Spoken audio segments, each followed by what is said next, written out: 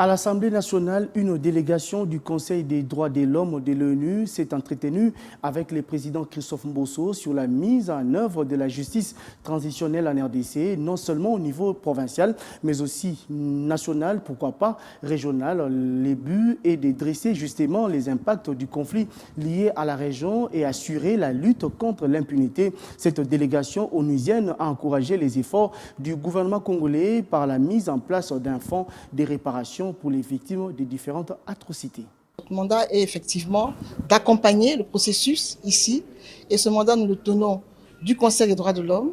et nous avons un mandat de 1 an,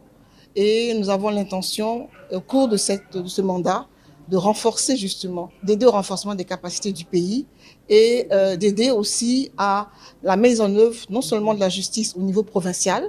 comme cela a été décidé pour le Kasaï, mais aussi aider à la mettre en place au niveau national et pourquoi pas au niveau régional pour adresser justement les impacts du conflit lié à la région et assurer la lutte contre l'impunité dans ce contexte en même temps que les réparations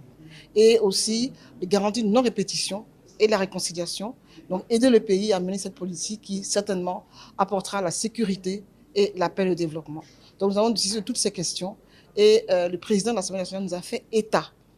de leur contribution, du chantier qu'ils ont en œuvre dans ce domaine et aussi de leur vision qui est celle d'accompagner le chef de l'État, le président Félix Tshisekedi, la présidente de la République qui a mis en place un fonds de réparation pour les victimes